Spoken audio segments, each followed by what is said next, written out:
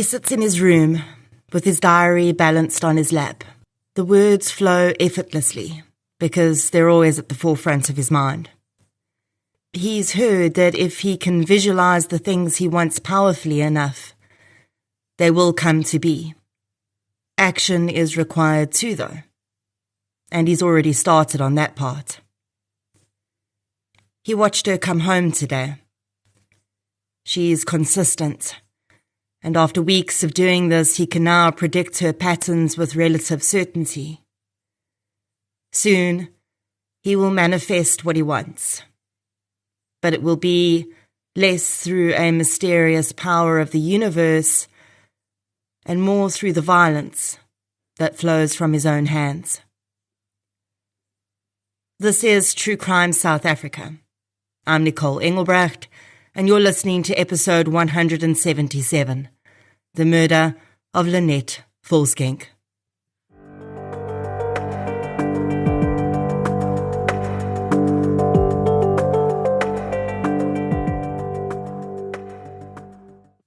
I have something special lined up alongside this week's episode, a bonus interview with the true crime author and filmmaker Tim Tate, who I had the chance to talk to about his new and exclusive series coming to CBS Justice, called The Hunt for the Chameleon Killer.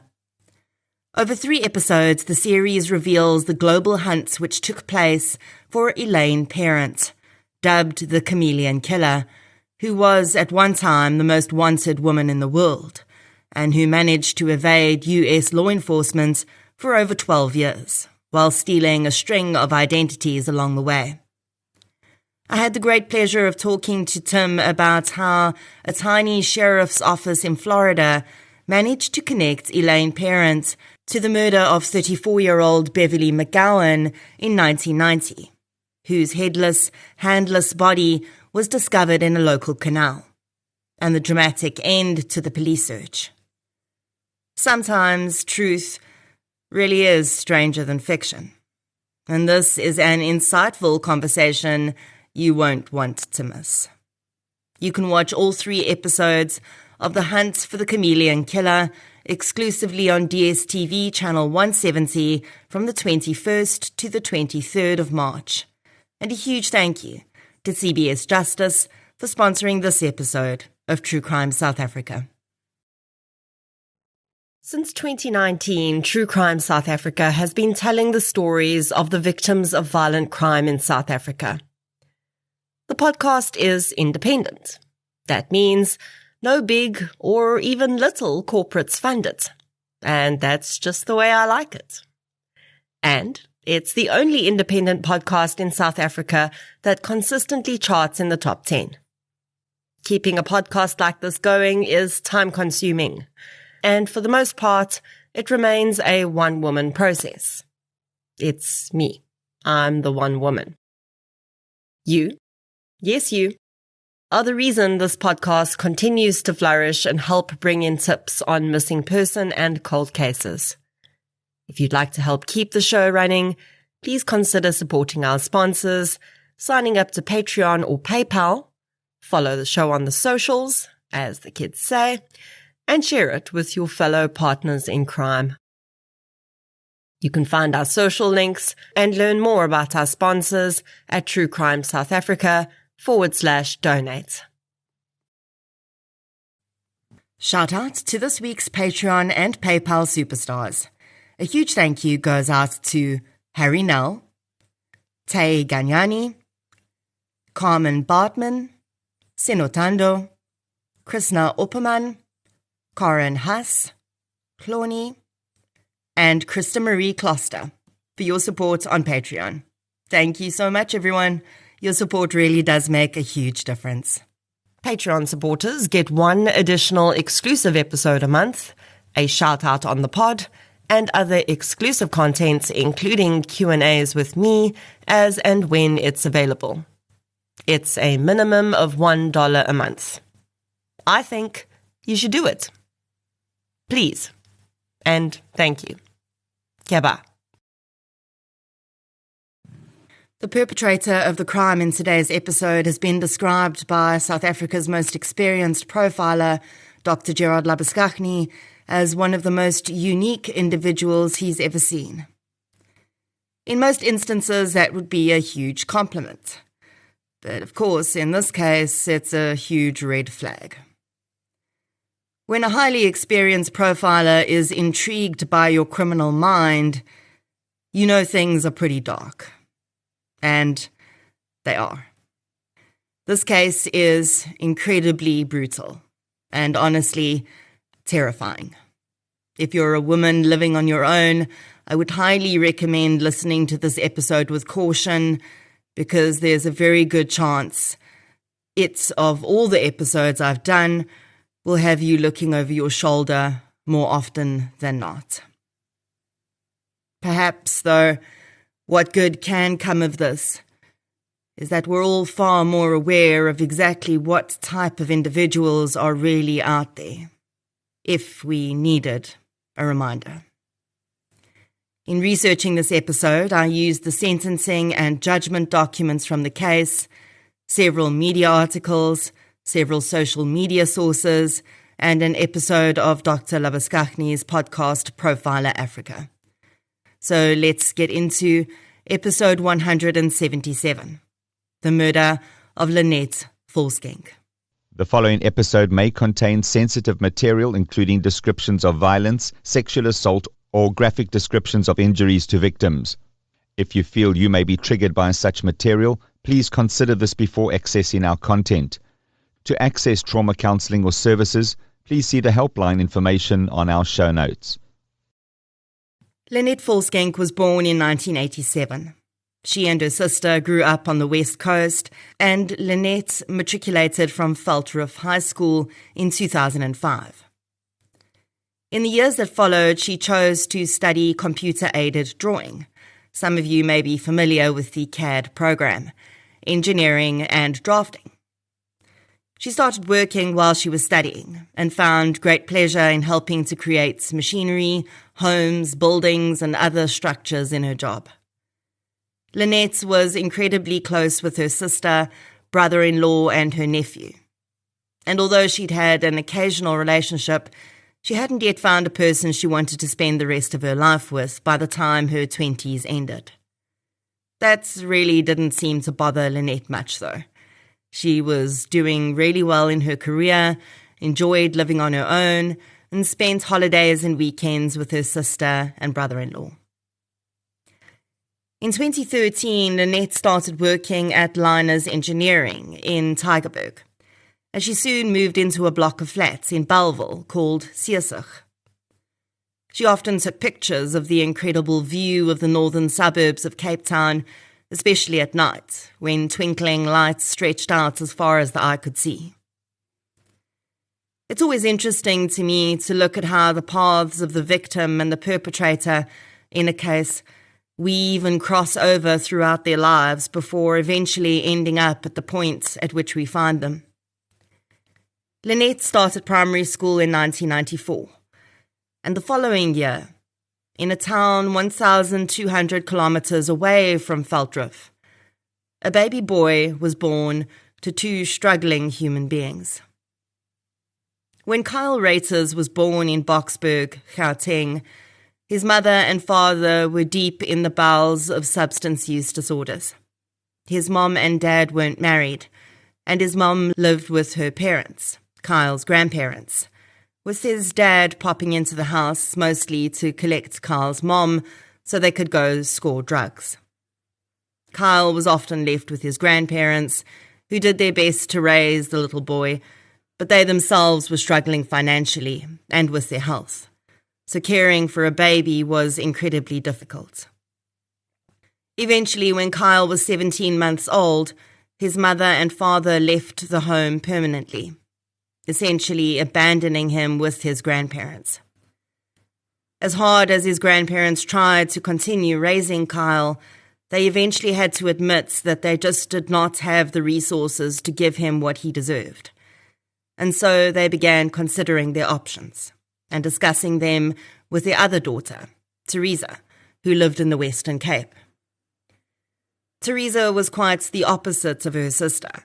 She'd gone to study law after matriculating and became an advocate. She'd worked hard to get herself to the point of living a happy and successful middle-class life. The Ruiters now had a choice. Give Kyle up to the state and let him be fostered and hopefully eventually adopted, or at least try to keep him with the family. Teresa made the decision to take Kyle back to the Western Cape with her. She did not have any children of her own, but she couldn't watch her nephew be removed from his family. So, as hard as it was, she became a mother overnight. Teresa officially adopted Kyle soon after that, and it seems the family decided that for the time being at least, it would be best for the boy to believe that Teresa was his biological mother. He hadn't had much contact at all with his birth mother and had no bond to speak of with her. And so, he became Teresa's son. Kyle Ruiters would never have a bad word to say about his upbringing with Teresa or the woman herself. He attended Wynberg Boys High School and was a popular pupil. One of his schoolmates would later say that Kyle was really fun to be around and everyone liked him. He'd grown into an attractive young man, and although he engaged with girls quite a lot, there always seemed to be something that held him back from entering into relationships.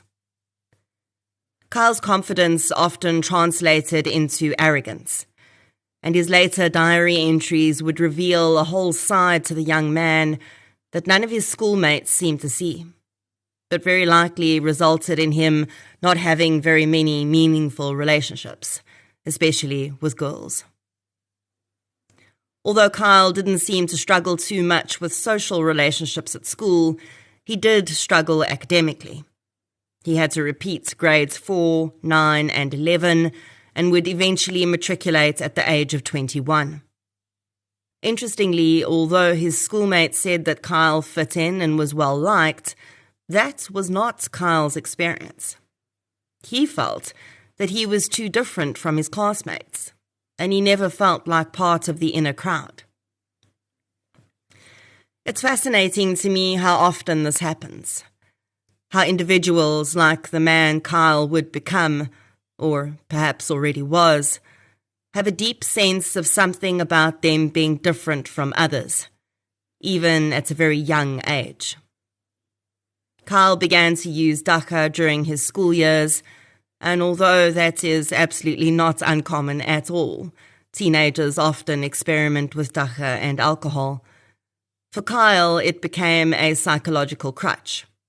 And soon, he was seeking something stronger to make him feel, well, anything, really. There's a lot of research that points to substance use disorders being hereditary. That inheritance is partially genetic.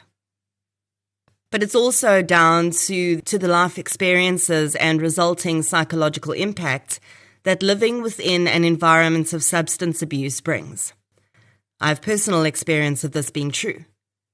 That's not to say every child of an alcoholic will become an alcoholic or drug addict themselves, but it is interesting to see how that predisposition can play out going forward. And if you're aware of it from a young age, you can make choices which will keep you on a path that does not lead to substance addiction. But you definitely see it popping up in other areas of your life, if you're self-aware enough. Unfortunately, Kyle was seemingly not self-aware enough to steer himself away from this trap, and his dagga use was soon not enough, and progressed into harder drugs such as tik. After matriculating in 2016, he did not go on to study, as he didn't feel the academic field was where his talents lay. It's also important to point out that if Kyle's mother had been deep in her addiction when she was pregnant with him, she may have been using, and this could have resulted in learning difficulties for him. Kyle's IQ would later be tested though, and he was found to be perfectly normal on a cognitive level. He had the same IQ as the vast majority of South Africans, and there was no deficit there. At some points during his childhood, Kyle had been provisionally diagnosed with ADHD, but he was never medicated for that. And later, when his actions would lead him to significant psychiatric evaluations, psychiatrists found that he did not have ADHD, although he may have had some features of it as a child. In his later teenage years, before he matriculated, Kyle made a discovery which likely only added to his existing emotional turmoil. There's no information about how he found out that he was in fact adopted, whether he was sat down and told or he'd found out some other way, but it's clear the revelation was understandably difficult for him. For his entire life, he'd believed that Teresa Ruiters was his biological mother, and finding out he'd been lied to did not sit well with him. Something else I've found to be quite common is that adopted children who are not told they're adopted until much later in life often speak of always having had a profound sense that something is not quite right with their lives. This isn't some sort of supernatural knowing, of course. It's just, I think, a form of unconscious observance and intuition. When adoptive caregivers choose to withhold information from the adopted, even if they really feel it's the right thing to do, they always know that they're holding on to that secret. Secrets do change the way we interact with the world and those around us, and children are incredibly perceptive. They may not know what they're sensing, but they know something isn't quite right. And who knows, maybe there is something about not being with our biological tribe that our bodies and subconscious rebels against. But I don't know so much about that, because for many people, not being with their biological family feels better, both physically and mentally. Whatever it was, Kyle's mention of somehow feeling like an outsider despite being included a lot at school and having a stable home life could have something to do with that. And when he discovered the truth, a lot changed for him. During 2017 and 2018, Kyle claims that he tried to look for work but struggled.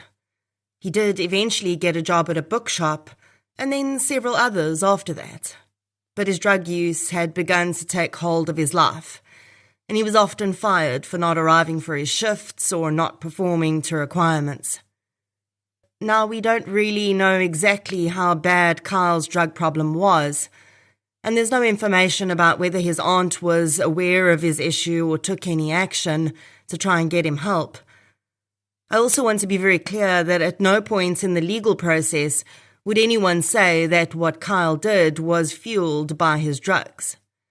He would sort of try and claim it had played a role, but the psychiatric and legal experts were definitive that his way of thinking and his actions were very likely going to happen anyway. Could they have been expedited by drug use? Certainly. But it wasn't the cause. In the reverse, in fact. It's not uncommon for individuals like Kyle, who, as I'll discuss later, had clear traits of antisocial personality disorder and psychopathy, to have substance use disorders, because they're so used to not feeling emotions the way the rest of us do. And often the chemicals in the drugs are the only thing that can briefly give them some sense of elation, or any other so-called normal emotional experience. By 2019, Kyle and Lynette's paths had started to converge. Lynette was 32 years old and had been working for her employer for 6 years, and was well-loved and appreciated at her place of work. Kyle was 24, unemployed and still living with his aunt. He would later claim that early in the year, He'd gotten deep into debt with his drug dealer, and he was having trouble paying the man off. On the other side of this reality, he was also spending most of his time living in a dream world. Kyle's bedroom bookshelf was stacked with books about serial killers. It was a fascination he'd had from quite young, and he'd begun to journal in a diary. But the diary was not the ordinary type where someone might use it to reflect on the day-to-day happenings of their lives and how they might feel about it. Rather, Kyle's diary contained a combination of lists, short notes about his goals, and what really came across as the type of statements you might see when someone is trying to manifest something. Now, bear with me here, because things are about to get a little strange. If you've ever heard about a book called The Secret, you might know about the concept of manifestation, where some people believe that if you say something, envision it, and almost live it out in your brain enough, you can attract it into your life in a physical manifestation. And tied to that, you might know about the practice of gratitude journaling, where instead of living in what's called a lack mindset, where you focus on all the stuff you don't have, instead you focus on all the things you do have. And you journal about the things in your life that you're grateful for in the hope that this will create what's called an abundance mindset, and you will attract more good things into your life. So Kyle, and really this is just my interpretation of what I saw, really seemed to be trying to manifest into his life that he would become a serial killer. And not just any serial killer, but the world's best serial killer, in his own words. He also seemed to be writing gratitude statements about aspects of his personality he apparently liked. One example was, "I'm grateful that I am a charming psychopath." Kyle Ruiters had set himself a goal, and that goal was to become a serial killer. He did also write about some relatively normal goals in his diary. He wanted to get a car and stop using drugs, but interspersed among those were shocking and horrifying objectives, like the one that read, "Have sex with one of the women from my slaves list." Kyle's slaves list was the other half of his dark obsession, and one that very much led into the other quite seamlessly. The young man clearly saw women as nothing more than physical objects. Whether or not his view of women was shaped by finding out that his mother had abandoned him is really unknown. But Kyle had a very misogynistic view of women. His writing shows that he saw women as essentially useful for nothing more than sex. He showed a huge amount of anger toward women in generally believing that they were simply money hungry and didn't actually want solid relationships with what he termed good men, and only cared about how much money they could get out of a partner. If you're familiar with the term incel, which is short for involuntary celibate, and how that group of people think about women, you'll see the similarities with that in how Kyle thinks and expresses himself. Sadly, it's a worldview that is being promoted more and more by what I feel are predatory content creators online who want to make their fortune off skewing the views and manipulating the thoughts and actions of impressionable young men who can easily latch on to a narrative that tells them someone or a whole gender of people is to blame for all their problems. And that is clearly part of where Kyle was in his life at the time. But that was only part of it. It did feed into the victim type he would start to focus on, though. You heard me mention a slave list earlier, and that is one of the deeply disturbing parts of the diary entries Kyle was making. A large part of them were dedicated to identifying and stalking what he believed were going to be future victims of his. Many of the women on the list were women he'd had interactions with, who he perceived as rejecting him in some way. These were women who he'd only briefly met, perhaps in passing at a coffee shop or at one of his jobs. Most of them would probably not even remember the interaction, but he had begun to fixate on them. Kyle physically stalked many of these victims. He made notes of their comings and goings and mentioned some of the ways he might kill the women and what he could gain financially from their deaths. Now, although there seemed to be a sexual element to these fantasies, and Kyle did view himself as a ladies' man, one of his goals was to have sex with 1,000 women, that didn't necessarily seem to be the focus of the crimes he was planning, at least not that he openly mentioned. What is very clear from his writings is that Kyle believed that he was destined to become a killer, and he was going to make that happen. He actively researched ways to kill people and ways to destroy evidence. He even claimed he'd taken courses on forensics and criminal investigation. He made detailed lists of the things he would need to carry out his crimes, and he developed what he called a kidnap kit, which contained a machete, a piece of rope, and a mask, which he carried around with him quite often. As the months ticked by in 2019, Kyle had started to focus more on two specific targets. One was a young lady he'd met while working in a mall. He'd been stalking her without her knowledge for months and planned to abduct and kill her and steal her scooter. This woman's name was never made public, although she would later be informed of the threat on her life, as other women were, by police. The other woman was Lynette Volschenk. The woman lived on the 10th floor of Disposing, while Kyle and his aunt lived on the 9th floor. He'd very likely just seen Lynette as she entered and exited her flat. The first instance, completely by chance, perhaps. He would never say exactly what had drawn him to her. Lynette seemed like a friendly enough lady, so maybe it was as insignificant as her smiling a hello to him as they passed in the hallway.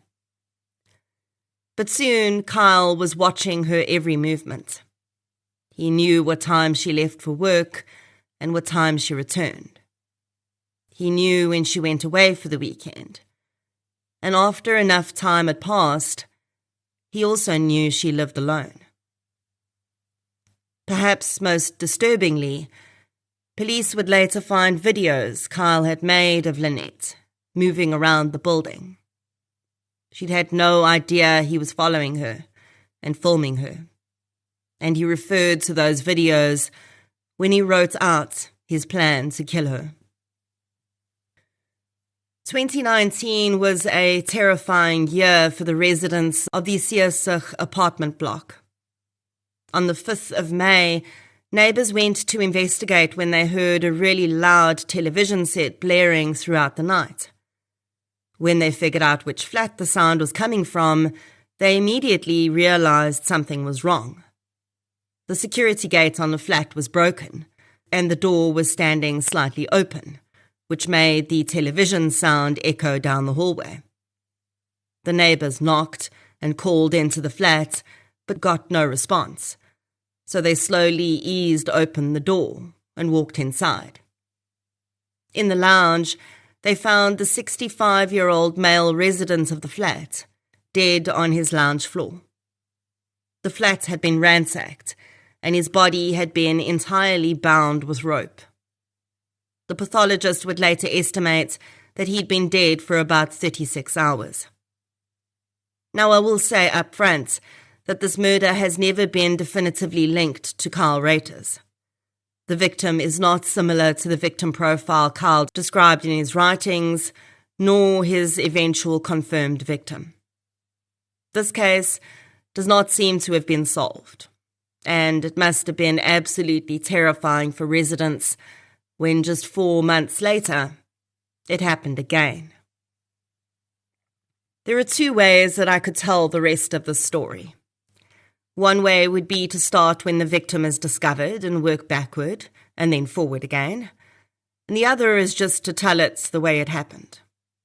You already know who the perpetrator is in this case, so I feel like it makes more sense just to use the eventual plea statement that would be made, which I guess is as close to the truth as we'll get, to tell it from start to finish. I must warn you, many parts of this are very disturbing and gruesome.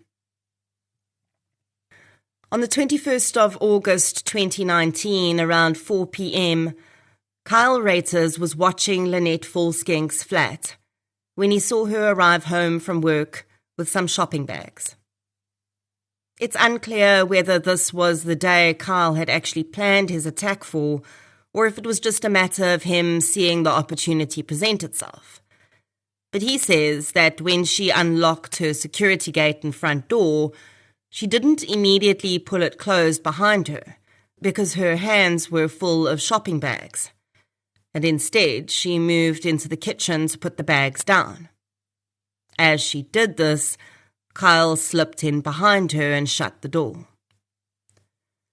The reason I think that this was not necessarily the planned day for the attack, and more opportunistic, is because Kyle didn't have any weapons with him. Instead, he pulled a knife off Lynette's own kitchen counter. Now, it is of course possible that he'd seen the block of knives when walking past her apartment if the door was open, and figured he could use those to avoid having to bring something with him that might help identify him if found. Kyle says that as soon as Lynette saw him in her kitchen, she screamed. This scream was heard by a neighbour, who says they called security and asked them to investigate, but it doesn't look like that actually happened. Instead, Kyle plunged the knife into Lynette's neck to silence her. He continued to stab at her several more times until she finally collapsed. Lynette did fight back, though. Even though her body would be in a terrible condition when found, the forensic pathologist was able to see defensive wounds on her arms and hands. Kyle was fueled by months of fantasy and planning, and his attack was brutal. Even if the exact day and time of the murder was not pre-planned, everything else Kyle did went exactly according to what he'd researched and planned in advance to do. He'd already decided that the best way to dispose of Lynette's body would be to dismember her. He searched Lynette's flat for something he could use and found a small handheld saw. He dragged Lynette from the kitchen into the bathroom and began dismembering her. A few hours in, he realized that the tools he had were not going to work, and he decided to clean himself up, go home, and return the next morning with more appropriate tools. I think what Kyle did next says a lot about the type of individual he is. He went downstairs to his flat, got undressed, showered, put on clean clothes, ate dinner, and then went to sleep. He did not go out and score drugs to numb what he'd just done. He didn't lay awake in his bed thinking about the fact that his neighbour's body was laying partially dismembered in the flat above. He just went to sleep. And the next morning at 7 a.m., Kyle was up and back in Lynette's flat. He'd locked up the night before and made sure the corridor was empty before letting himself back in. While there, his phone records would show that he'd Googled the opening times of a nearby hardware store. The previous night, Kyle had managed to dismember some parts of Lynette's body, including her head. And as he headed downstairs to the hardware store, he placed Lynette's head in a backpack and took it down with him. CCTV from outside the hardware store would later show him walking past with the backpack slung over his back. He returned minutes later and entered the store without the bag. It would later be revealed that he dropped the bag into some bushes nearby, hidden from sight. Inside the store, Kyle purchased a pair of plastic gloves and a large saw. He then returned to Disposing and Lynette's apartment. Over the next few hours, he proceeded to dismember Lynette's body into 9 pieces. He distributed the pieces between several cooler boxes he'd taken from both his and Lynette's flats. When he was satisfied that the remains were prepped for him to finally dispose of, he began cleaning up the flat. CCTV showed him going down to the main apartment dumpsters and disposing of several bloodied items. He then went back upstairs and, amazingly, started painting the walls of Lynette's apartment in the areas where blood had gotten onto the walls. Kyle's plan, it would emerge, was to delay or completely thwart the discovery that Lynette was deceased by making it look like she'd gone on a Bible camp for the weekend. He seemed to think that when she didn't return, the investigation into her being missing would just end up running cold, and he would get away with it. He'd even drafted a message that he planned to publish on Lynette's Facebook account after he killed her, saying that she'd gone away for the weekend. He didn't get around to doing that, though, because having not had much of a working career himself, and certainly never having worked anywhere long enough for his colleagues to become close with him, Kyle didn't take into account that when Lynette hadn't arrived for work that morning and couldn't be reached on her cell phone, her colleagues were immediately concerned. Unlike Kyle, Lynette was hardly ever late for work. She hardly ever took a sick day either. And when she did, she always called in. She was dedicated and hardworking and reliable. Her colleagues loved that about her, and they cared for her as a human being. So on that morning, when Lynette was nowhere to be found, a few of them got together around lunchtime and drove through to her flat. Her colleagues knocked on the door for quite some time before the door was opened. Before them stood a young man they didn't recognize, with blue gloves on his hands. They asked him if Lynette was home, and he said no, she wasn't. She'd gone away for the weekend and asked him to clean her flat while she was away. The colleagues were unconvinced. They could smell paint in the flat, and they all knew Lynette as an intensely private person. She didn't have any domestic help around the house and did all her own housework. Something did not feel right. The young man wouldn't let them in, though, saying he didn't think Lynette would like it if he let strangers into her house. So her colleagues went back downstairs. But they didn't leave. Instead, they phoned police and explained what was happening. Within 15 minutes, a single police car arrived at Disposing. The patrol officer reporting very likely thought it would be a standard call-out. He'd chat to the young man, maybe reach the resident on her phone and confirm that everything was okay, and then he'd be on his way. Of course, that wasn't nearly what happened. Instead, he walked into one of the most horrific calls of his career. I do wonder what went through Kyle Ruiters' mind when he opened the door to a police officer.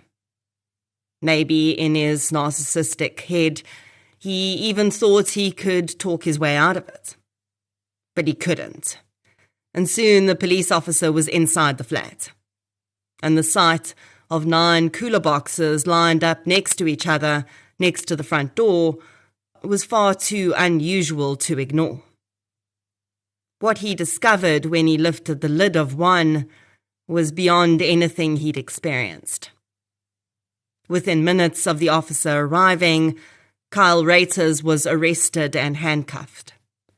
Her colleagues waiting outside likely realized something was terribly amiss when many more police cars began to surround the building, and then they were told a body had been found. One of Lynette's co-workers often posts on her social media on the anniversary of the day, recalling how they were all completely in shock, and most people in the office just went home because no one could process what had just happened. The horrific details of what actually occurred would take a while to filter out, but Lynette's sister received a telephone call informing her that it was believed her sister had been murdered. Of course, no one could definitively say it was Lynette until either DNA or fingerprints confirmed it, because although most of her body parts were in the cooler boxes, her head was no longer in the apartment. Lynette's sister's husband was overseas at the time, and he had to book an emergency flight back to South Africa to support his wife. As all those who had loved Lynette struggled with the news, Kyle Ruiters was transported back to Bellville Police Station, and an investigating officer was waiting there to interview him. At first, Ruiters denied having anything to do with the murder, claiming the cooler boxes had been there when he'd arrived to start painting and cleaning the flat on Lynette's instruction. But the IO soon pointed to the dried blood under Kyle's fingernails and tiny spots of blood on his pants, which he obviously hadn't noticed. Even after admitting he had killed her, though, Kyle gave the police the runaround as to where Lynette's head was. After giving them a few false locations, the officer sat him down and explained to him that if Lynette's family did not have her entire body to bury, they would struggle to find closure. He also mentioned it would look a lot better for him in court if he cooperated with them. It was far more likely the latter than the former that changed Kyle's mind, but he did eventually point out where he'd left the rest of Lynette's remains. The IO would later testify in court that he was very grateful that he was close to retirement, and this would probably be his last murder case, because he had never seen anything like what Kyle Ruiters had done to Lynette Volschenk, and he hoped in his life he'd never have to see anything similar again. Initially, at least publicly, people seemed to believe the narrative that Kyle Ruiters was a drug addict who had randomly targeted Lynette to be able to steal from her and pay for drugs. But over his first few court appearances, as bits and pieces of evidence began to be revealed, it became clear that this was something far, far worse. Teresa Ruiters did not ever speak with the media after the arrest of her adopted son and biological nephew.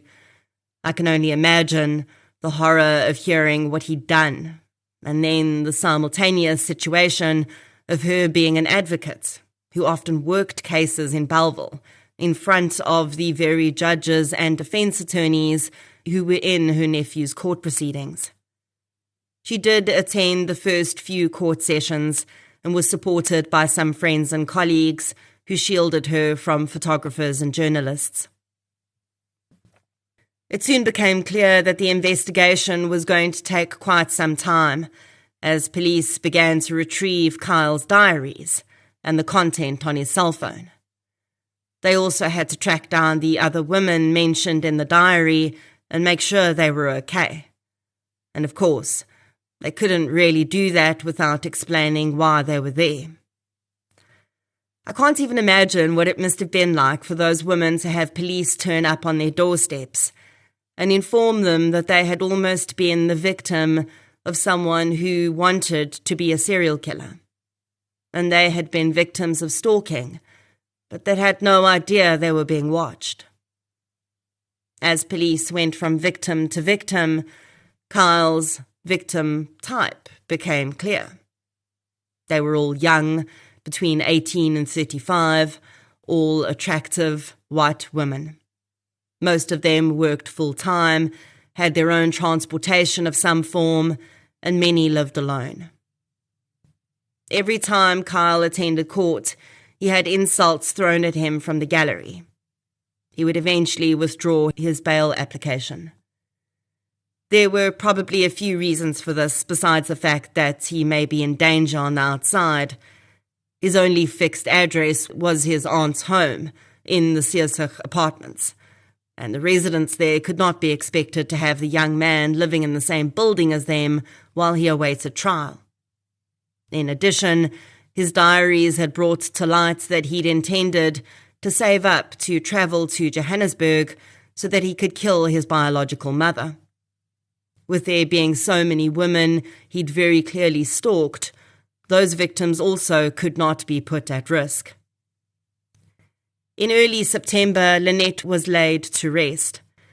Her family requested privacy for the funeral and noted that no media would be allowed access. By December that year, Kyle had changed lawyers. His first lawyer withdrew, and although the reason for his withdrawal was never specified, there were rumours that Kyle had left out a lot of the evidence in his version to his lawyer, and it had only come to light when the prosecution had made him aware. Defence lawyers cannot do their jobs if their clients are not honest with them, and it's not the first time I've heard of a defence counsel withdrawing after discovering their client's dishonesty. And as I've mentioned before about cases that occurred in 2019 and 2020, the COVID lockdown deeply affected the court system, and we're really only now catching up to our previously already delayed turnaround. And it would be no different with this case, unfortunately. Because of the nature of the crime and, of course, the writings found in his room, Kyle Ruiters would be sent for a psychiatric assessment. Again, as I've said before, those assessments are also incredibly delayed, and the pandemic would not help that at all.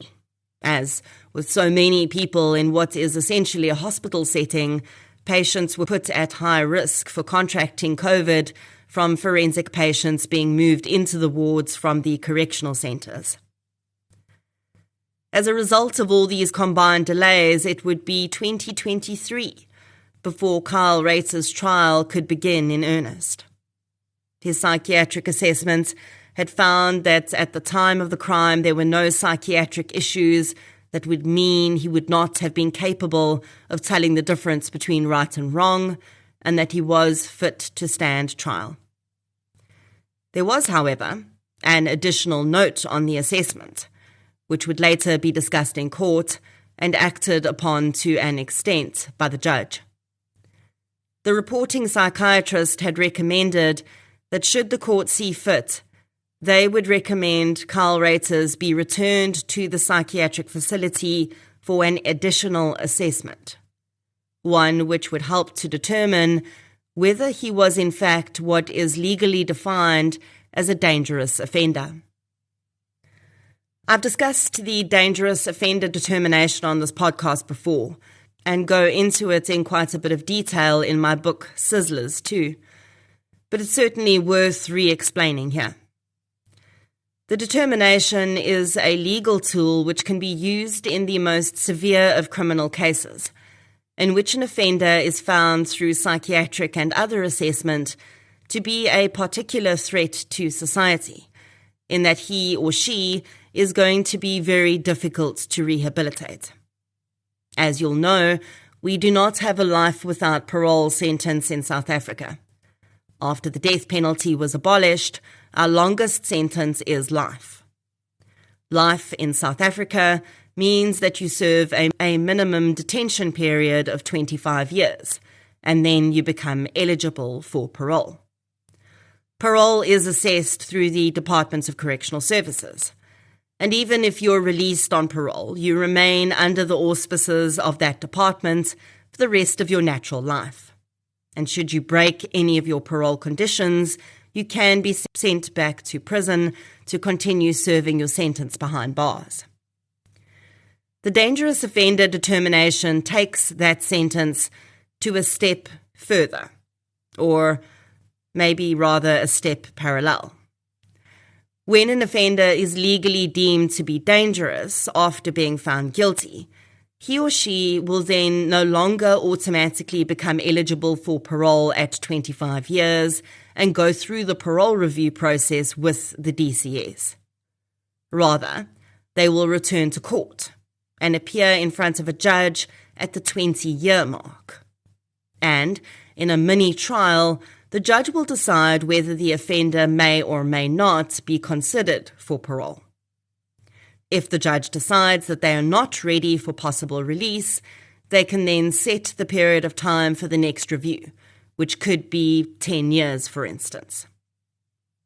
Essentially, this adds in extra steps and safeguards to ensure that a dangerous offender does not slip through the cracks of the parole system and get released.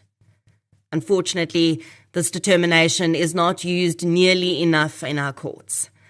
I think that's mainly because our courts are overloaded and under-resourced, like many of our other systems. And it's quite a lot of additional work to get this determination put through. As mentioned, the process for the determination can only begin after the accused is found guilty. So even if Kyle Ruiters was to be considered for this, he had to be found guilty first.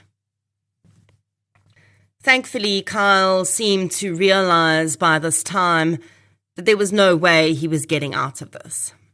He'd literally been caught red-handed, and all the evidence pointed to him as the killer. So when asked to plead to charges of murder, violating a corpse, and attempting to defeat the ends of justice, he entered a plea of guilty on all counts. When his plea statement was read out, it became clear that he was trying to downplay his motive for the murder, rather trying to shift it to one of a financial nature than the intrinsic desire to kill it had seemed to be. Kyle blamed his drug habit, essentially, saying that he'd built up a 30,000 rand drug debt with his dealer who was threatening him. He claimed that this was when he'd started planning to kill people, but only to steal from them so he could pay his dealer off. This, of course, made no sense, because he'd had little to no financial benefit from Lynette's murder, and it was very clear from his writings that he was motivated to kill, simply for the sake of killing. The state and the judge accepted his guilty pleas, though, as motive had no significance in the South African legal system, and Kyle was admitting the important stuff. He'd planned Lynette's murder, he had desecrated her body, and he had tried to mislead police. He was therefore found guilty of all 3 charges against him. Then the judge ruled that Kyle Ruiters should, as the psychiatric panel had recommended and the prosecution had now also requested, go back to the facility for another 30 days for a dangerous offender assessment. A few months later, Ruiters was back in court for the sentencing phase of his trial. The state first presented their evidence in aggravation, which included Lynette's sister's victim impact statement. I will read the details of this directly from the judgment.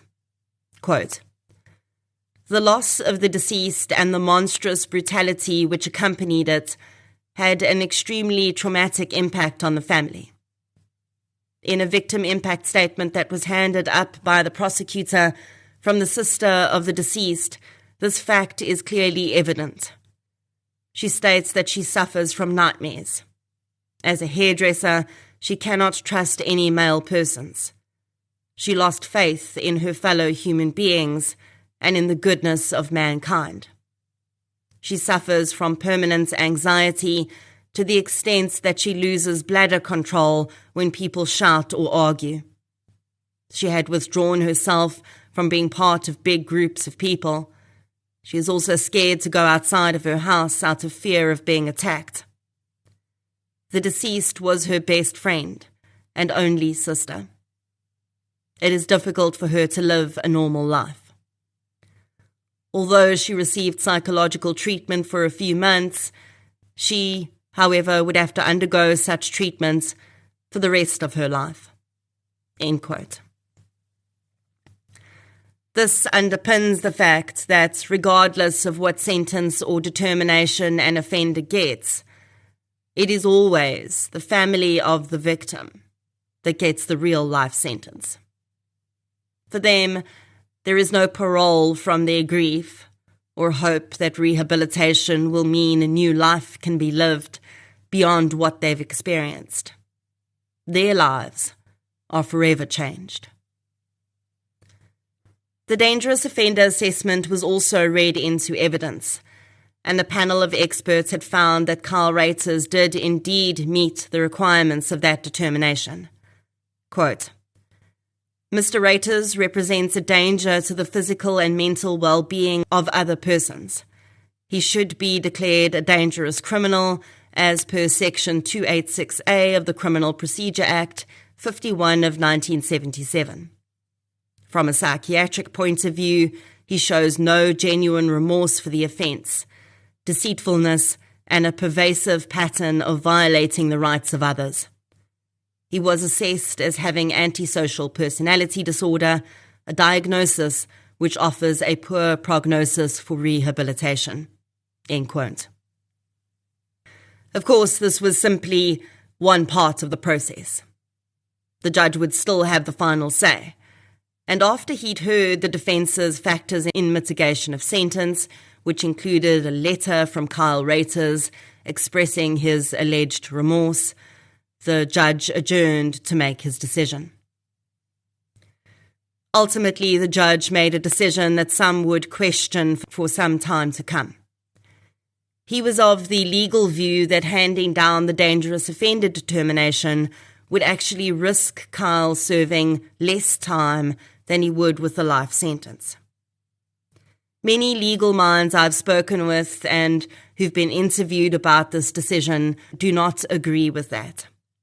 Yes, the offender does come before a judge at 20 years rather than coming before a parole board at 25 years, but there would only be a very slim chance that any judge would actually condone parole at that stage. It's never happened to someone deemed a dangerous offender before, and even if that slim chance did come to fruition, it's likely that the minimum detention period of 25 years would still kick in. But there's no legislation that firmly points to this being the case, the judge expressed. And he was not willing to take the chance. And so he handed down a life sentence to Kyle Ruiters without the dangerous offender determination. He did, however, order that all documents related to this case, including the psychiatric assessments and the autopsy and crime scene photos, be included in Ruiters' prison file, so that any future parole board would have a clear view of what he had done and the significance of him being unleashed back into society. And so Kyle Ruiters was led down to start serving his sentence. Kyle Ruiters will be eligible for parole in 2044. He will be 49 years old. In his podcast episode about this case, Dr. Gerard Labuschagne mentioned that he has heard that since his incarceration, Kyle Ruiters has joined the 28's number gang. The 28's are known for having the most dangerous and violent offenders in the Western Cape among their number. I couldn't help but wonder when I heard this if Kyle finally feels like he belongs. As you know, the vast majority of murders are committed by someone known to the victim. In a lot of cases I cover, the perpetrator is very close to the victim, often their abuser for years before the murder occurs. And although in this case Lynette was known to Kyle, Kyle was not necessarily known to Lynette. She likely would have recognized his face, from seeing him in the hallway, but I don't think she would have known his name, or probably even anything about him. She certainly didn't know Kyle had been stalking her for weeks, months even, before he killed her. Although the actual murder in this case is undoubtedly heinous, I almost feel the stalking part is equally terrifying. I don't know about you, but I often think of stalkers as people who want to be known to their victims. People who insert themselves into their victims' lives and have fantasies of some kind of relationship with them, or someone who was close to the victim at one point and now refuses to leave them alone. But what Kyle did is different.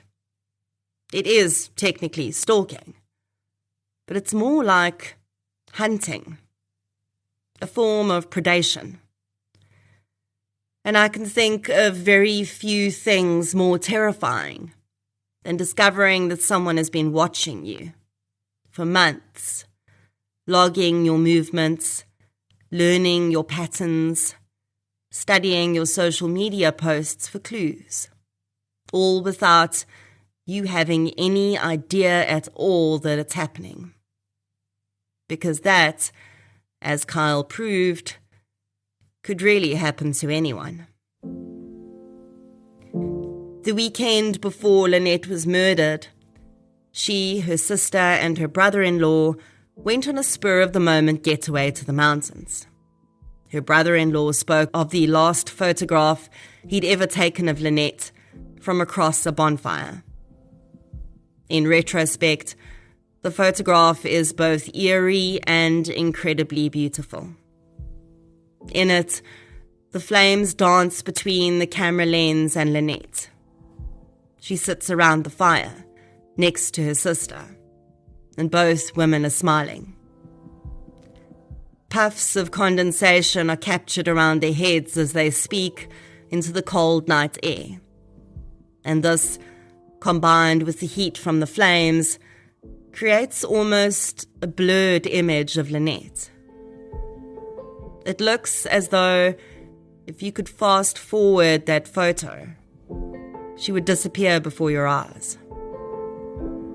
And for all intents and purposes, just 4 days later, she did. That photo represents 3 moments of finality. It was the last time the family would be together. It was the last time Lynette was captured on camera, smiling. And it was the last time her sister would smile in that exact way. Because that exact smile was undoubtedly reserved for her sister. She would smile again, eventually. But that moment, that look of love, would never be repeated. That night, they would go to bed, tired from the mountain air and the late night, and have absolutely no idea that all those final moments had just happened. Lynette Volschenk, rest gently.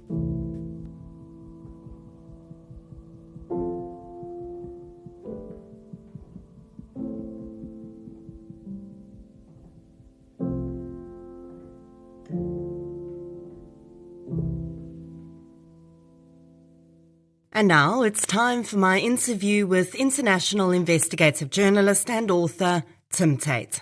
It's always an honor for me to speak with individuals both locally and from overseas who've dedicated their lives to seeking justice for the victims of violent crime, and so much of Tim's work over the years has been aimed at doing just that in various forms. I gave you a summary of the new TV series Tim takes part in the beginning of this episode, but I'll repeat it here in case you can't remember or you're listening to the ad-free version of this episode. The Hunt for the Chameleon Killer is being broadcast on CBS Justice.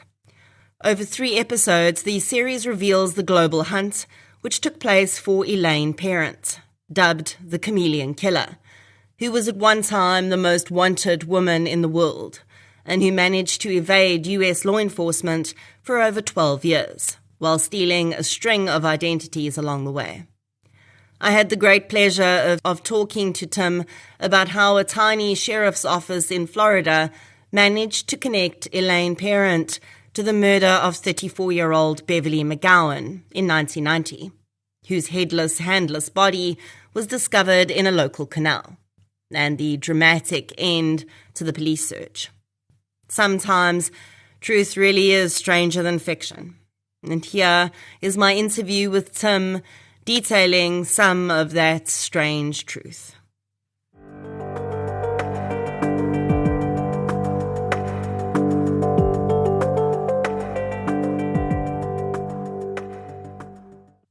When and how did Elaine Parent first come onto your radar as a journalist?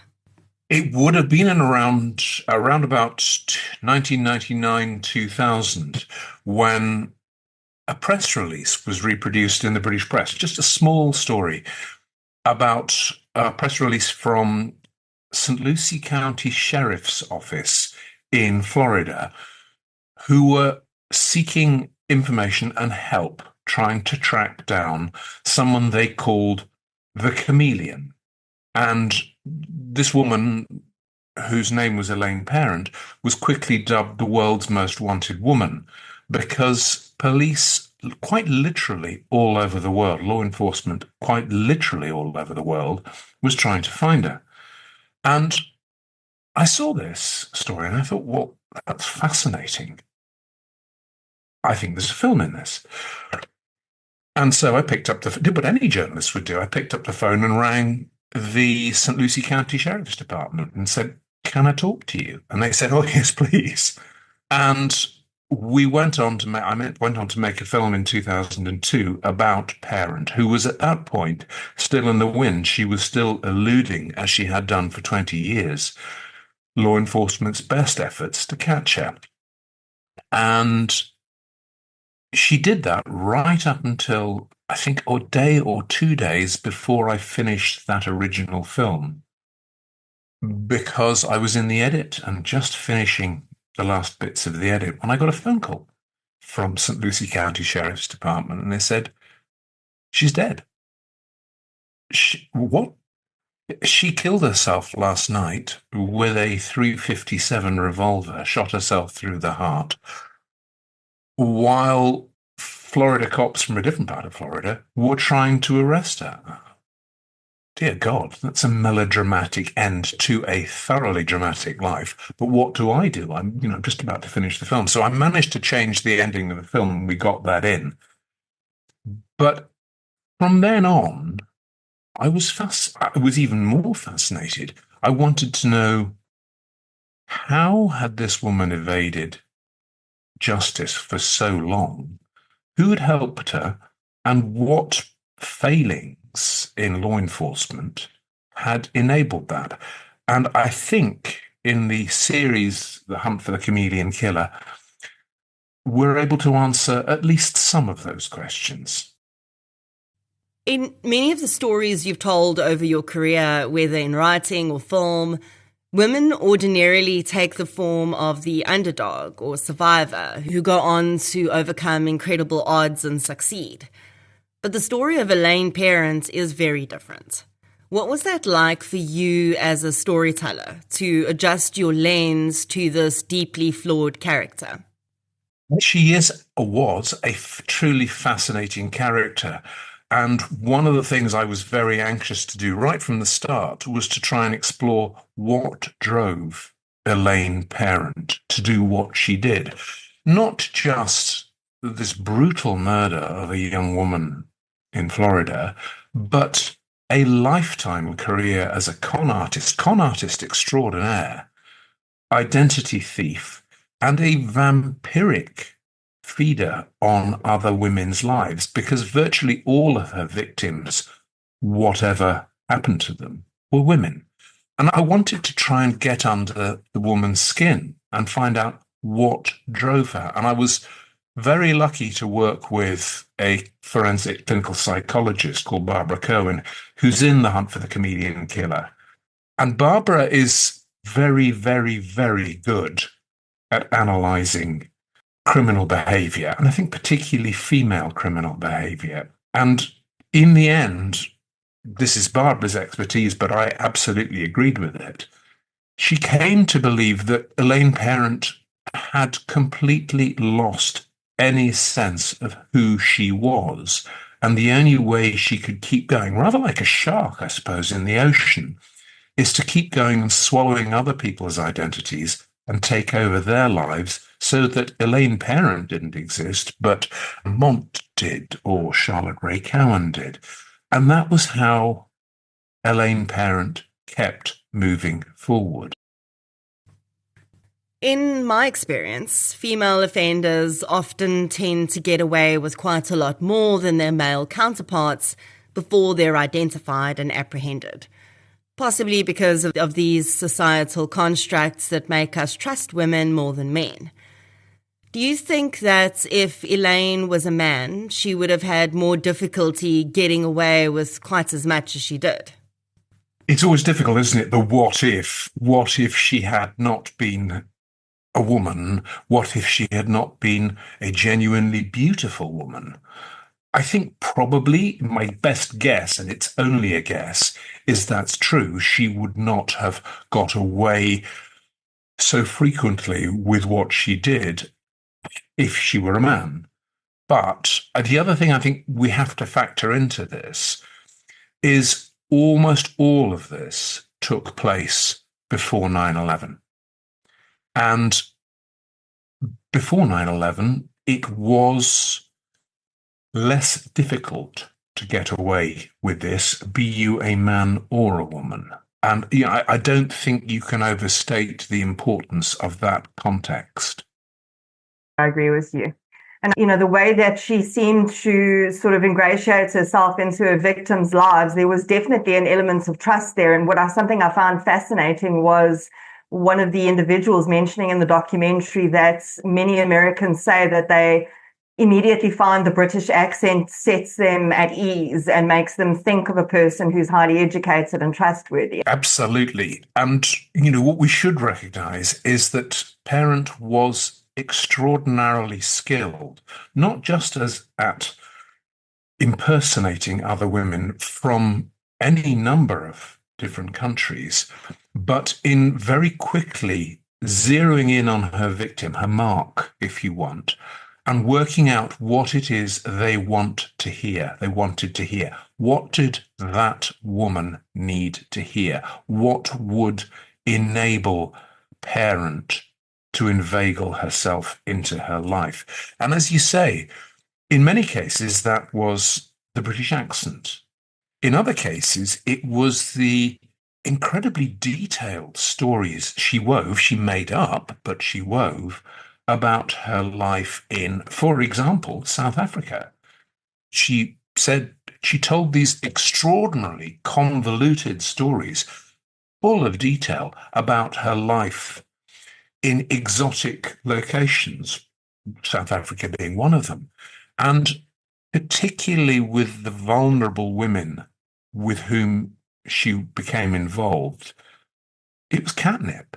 This is a glamorous, intelligent, cultivated woman who has lived in all of these glamorous locations. And she's interested in me. Parent was exceptionally skilled at this, and that's what made her so dangerous.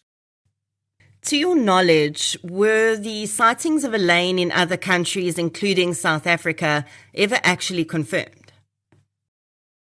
Yes and no. When we were making the series, I got the entire investigative file from the Florida Attorney General's Department. It's vast. It's tens of thousands of individual pages of documents and photographs and some recordings. And that took a while to analyze, I can tell you.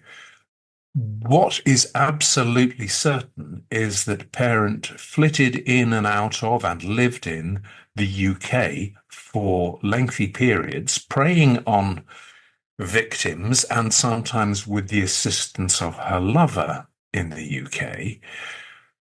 She I found within the files, I found evidence that she had operated, targeted, victimized primarily women all over the States, quite literally all over the States. In terms of the other locations, and we're talking South Africa, Australia, France, amongst many others, these were sightings that came into St. Lucie County Sheriff's Department after the murder in 1990, the murder that Parent carried out, and while she was still on the run. And the problem with it is that St. Lucie County Sheriff's Department is tiny. It is a small, really rural location. The Sheriff's Department doesn't have a huge amount of resources. And getting international law enforcement cooperation is incredibly difficult. I got to know the detectives quite well in St. Lucie County, and they have my utter admiration for the way they've pursued this. But the help, the assistance they got or didn't get from law enforcement internationally is shocking. I mean, the Metropolitan Police here in London was obstructive to the nth degree. And that's one of the lessons that I drew out of this, that what makes it easier for someone as skilled as Parent was to operate is the incompetence and sclerotic nature of international law enforcement cooperation. Given that, it's not that difficult to slip between the cracks and slip between the fingers. You've told the stories of many different types of criminals throughout your career as well. What are some of the similarities and differences you saw when you compare Elaine with some of the other offenders you've dealt with? Yeah, I mean, I should say I'm not actually a true crime, not what I've specialized in. You know, I'm an investigative journalist. The Parent story interested me not just because she was a fascinating psychological study, but because of what it illustrated about the systemic problems.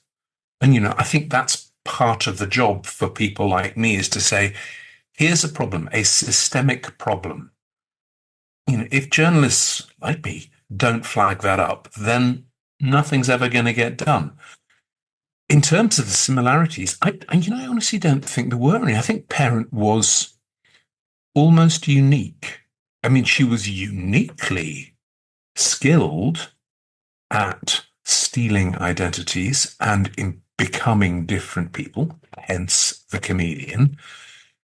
And I think her pathology was unusual, to put it mildly. I mean, I've not come across many women offenders with that level of psychological illness, I suppose it's at its base level.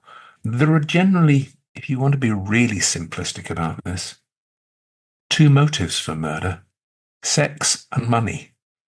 And when you get the confluence of both, then things start to get a bit lively. And I think with Parent, you've got that, and then you add on the generally unspoken element, which is mental illness or psychological problems. And she had those by the bucket load. For all of those reasons, I think in the 47 years I've been a journalist, her story is unique. That doesn't, however, mean that the problems it highlights, the systemic problems it highlights, are unique, because they are systemic. Initially, when I started reading about this case, I was quite surprised at the crossover between fraud crimes and a really brutal murder. But then when I thought about it, at least here in South Africa, and certainly some cases in the US as well, it's actually not uncommon for female serial killers, particularly, to pair their murders up with a financial gain element. In a lot of these cases, though, the financial element ends up masking the actual motive, which is power and control. and the money is just sort of a side bonus. Does any of that ring true in Elaine's case for you? Yeah, I mean, a couple of things to go back to the start of your question. We don't know that Elaine Parent is a serial killer. What we do know is that there are around 20 women's identities, women essentially, who have never been traced, whom parent assumed their identities, and no one knows where they are, or even if they ever actually existed. Is she a serial killer? No, technically she's not. Could she be? Yes, very well, she could be. As to what drove her, and I had the same reaction as you, what drove her to commit not just murder, but this extraordinarily brutal murder. And Bev McGowan's body was desecrated. I mean, her head was cut off, her feet were cut off. It stuck out to me. It stuck from the very first day I began looking at this. It stuck out to me. This isn't the normal pathology of a con artist, however good a con artist. It's not the typical financial criminal pathology. And so with Barbara Cohen, the clinical psychologist, we explored this endlessly, Barbara and I. And I think I can only bow to her much greater expertise, real expertise in this. I don't have expertise in this, experience, but not expertise. And Barbara's view is that it was about rejection. Parent had thought she had taken over this young woman's life, Beverly McGowan's life. And at some point, Bev realized, hold on, something's not right here, and put the brakes on. And because of her fractured mental state, I don't think that Elaine Parent knew who Elaine Parent was. She couldn't handle rejection. And I certainly saw that in the way that she behaved to her lover and occasional accomplice in London. I mean, her behavior to that woman was terrifying when Parent felt rejected by her. And I think that rings true, that Beverly McGowan died because Parent's mind essentially melted down because Beverly was rejecting her. That's Barbara Cohen's view. It's my view. But nothing is ever simple in all of this. The police, the cops in St. Lucie County and elsewhere, were and are convinced that Parent had an accomplice, at least one accomplice, a male accomplice. You think what happened to Beverly McGowan? She is apparently abducted from her home in Pompano Beach. She's driven 100 miles north. Either she's dead by that point or she's dead when she reaches St. Lucie County. She's dismembered somewhere, and her body is thrown down a banking. Now, I've been to that banking by that canal. You couldn't possibly do that all on your own. And however strong Elaine Parent was, and she was a fit woman, she could not have done that on her own. And the cops believe, with absolute justification in my view, that Parent had an accomplice who either helped murder Bev McGowan or carried out the murder. And if you factor that in, that changes the picture of Parent's pathology. And what makes it so frustrating is that the only person who really knows the answer, other than possibly the accomplice, is Parent herself, and she took her secrets to the grave. Although she wasn't convicted of the murder, Elaine is, of course, the prime suspect in the murder of Beverly McGowan. The dismemberment of the victim's body immediately leads me to believe that this possibly wasn't her first murder, because that's not generally an act that a first-time killer commits. From your investigation into this case, are you aware of any of her other identities linking up to missing people? And what do you think the likelihood is that she had killed before and perhaps after Beverly? I think that's absolutely true. I mean, you'll know this just as well as I do, probably better. You can read that level of dismemberment as either an organized, calculating killer seeking to cover their tracks, or you can see it as an anger killing, which is going to be less organized, or you can see it as a collaboration between people who may share some or all of those pathologies. Without the extra bits of information, I don't think you're ever going to solve that conundrum. I know that investigators were eventually able to determine where Elaine was born and who her parents were. But was anything more concrete uncovered about her childhood? Does she have any surviving family members who could shed light on her background? As with everything to do with Elaine Parent, the official records are a mess. So in the official records, there are 2 Elaine Parents with precisely the same social security number. Now, that shouldn't happen, should it? What we know is, I know where she was born in New York. I know where she lived and went to school in New York, and then Wisconsin, and then Illinois. But in that period of what happened within her childhood and her teenage years is pretty much a blank. She was an only child, though she had cousins. And the first time I really was able to pick up a paper trail, an absolutely copper-bottom primary source paper trail, was in Florida. And by that time, it's 1975. And she was then 32, 33. And that's when she begins committing provable offences. And all of them are offences of dishonesty. I mean, she gets done for shoplifting.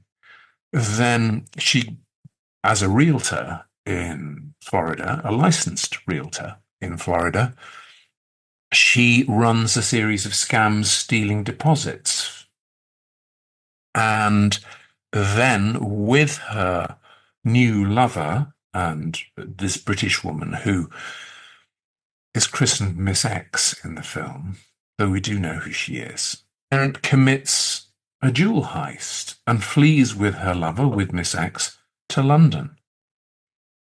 And that's in 1985. She spends 5 years in London stealing identities, giving Miss X a pretty torrid time, before going back and killing Beverly McGowan. But all of the story, as viewers to the series will see, is far more complicated and far more puzzling than that. And every time that the police came close to nicking her, to finding her, she slipped through their fingers. And it's this extraordinary, picaresque, Byzantine tale. And that's just what we fitted into three one-hour films. The rest of her travels across the US, her crimes, and her aberrant behavior would make another 6 hours. We just don't have that space, sadly. And that is my interview with Tim Tate. I strongly recommend you catch The Hunt for the Chameleon Killer on CBS Justice next week for more on this fascinating and tragic case. If you'd like to hear more victim-focused true crime content, please subscribe to True Crime South Africa on Spotify or the platform you're using to listen right now. If you're looking for something still related to real-life stories, but often with a more positive slant, you can check out my new podcast series, I Lived Through This. You can follow both podcasts on social media. We're on Facebook, Twitter, and Instagram. I'll be back next week with another episode. Until then, thank you for your support, and I'll chat to you soon.